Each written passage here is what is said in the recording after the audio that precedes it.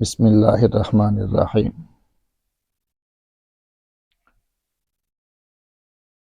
امام ابو حنیفہ رحمہ اللہ اپنے والد کے ساتھ سن 96 ہجری میں مکہ مکرمہ حج کے لیے گئے۔ وہاں پر مسجد حرام میں علم حدیث کا حلقہ لگا ہوا تھا، تو اپنے والد سے پوچھا امام ابو حنیفہ رحمہ اللہ نے کہ یہ حلقہ کیسا ہے، تو فرمایا کہ یہ علم کا حلقہ ہے۔ پڑھانے والے کون ہیں؟ فرمایا کہ نبی کریم صلی اللہ علیہ وسلم کے صحابی حضرت عبداللہ بن حارث بن الجز الزبیدی رضی اللہ تعالی عنہ ہیں۔ تو فرماتے ہیں کہ میں وہاں پر جا کر بیٹھ گیا تو انہوں نے فرمایا کہ نبی کریم صلی اللہ علیہ وسلم نے یہ بات ارشاد فرمائی ہے،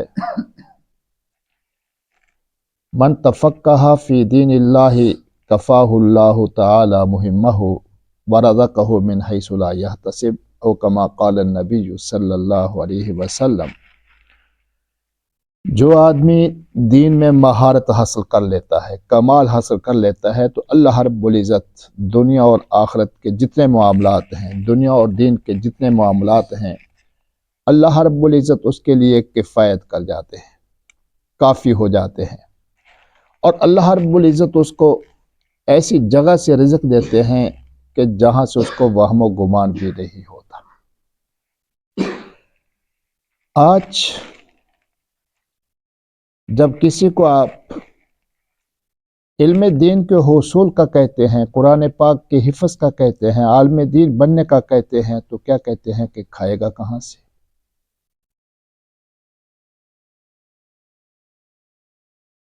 جبکہ آقا صلی اللہ علیہ وسلم نے کیا فرمایا کہ جو آدمی دین کے سلسلے میں قدم رکھتا ہے، دین حاصل کرتا ہے، دین کے اندر کیا ہے مہارت پیدا کرنے کی کوشش کرتا ہے، تو اللہ رب العزت دنیا کے جتنے معاملات ہیں، آخرت کے جتنے معاملات ہیں، میں خود اس کے لیے کافی ہو جاتا ہے۔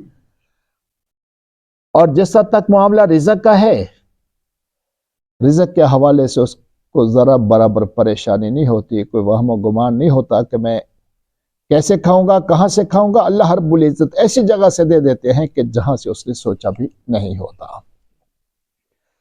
اور عجیب معاملہ ہے، جب یہی بچہ عالم دین بن گیا، اب لوگوں کی سوچ بدل گئی کہ مولوی صاحب کھاتے بہت زیادہ ہیں۔ جب اس راستے پر بچے کو ڈالتے ہیں تو کہتے ہیں کھائے گا کہاں سے، اس وقت یہ سوچ ہے، اور جب پڑ گیا تو اب کیا کہتے ہیں کہ کھاتا بہت زیادہ ہے۔ یہ شیطانی سوچ ہے کہ شروع میں پڑھنے سے روکنا اور اس کے سامنے کیا چیز پیش کرنا کہ مولویوں کی تو آمدنی نہیں ہے، تنخواہ ہی نہیں ہے، اور جب بن گیا تو اب بدنام کیا کرنا ہے کہ مولوی کھاتے بہت زیادہ ہیں، ان سے بچ کر کے رہو۔ تو اس لیے ہم نے اس شیطانی سوچ سے بچنا ہے۔ اپنے بچوں کو علم دین کے اندر ڈالیے، علم دین کے حصول میں ڈالیے، علم دین کے راستے پر ڈالیے۔ دوسری حدیث مبارکہ میں ہے، رسول اللہ صلی اللہ علیہ وسلم نے فرمایا، من سلک طریقا یلتمس فیہ علما سہل اللہ لہ طریقا الی الجنہ او کما قال النبی صلی اللہ علیہ وسلم۔ جو آدمی اس راستے پر چل گیا جس راستے پر دین کا حصول ہوا کرتا ہے، اللہ رب العزت اس کے لیے جنت کے راستے کو آسان کر دیتے ہیں۔ کیا مطلب؟ کہ اگر آپ نے اپنے بچے کو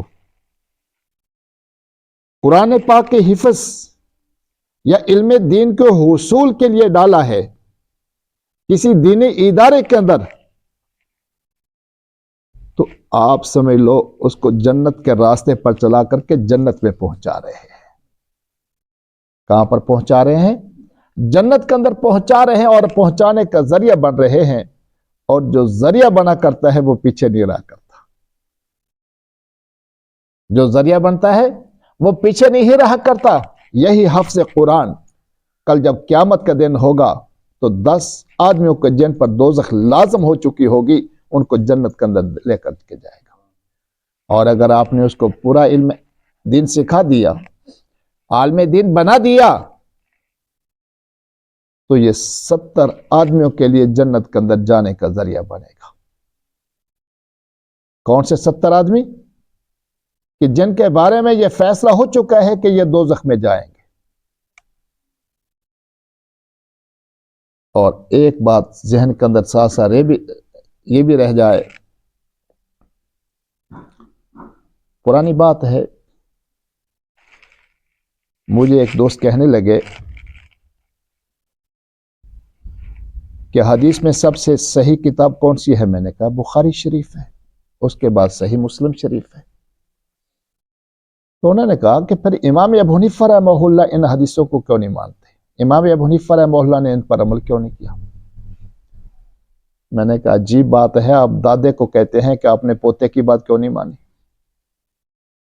جبکہ دادا اس وقت دنیا کے اندر تھا ہی نہیں.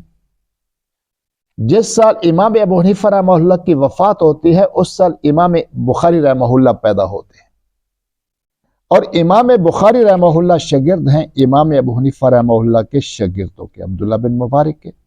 اسی طرح اور بہت سے امام ابو حنیفہ رحمہ اللہ کے شاگرد ہیں جن کے امام بخاری رحمہ اللہ شاگرد ہیں.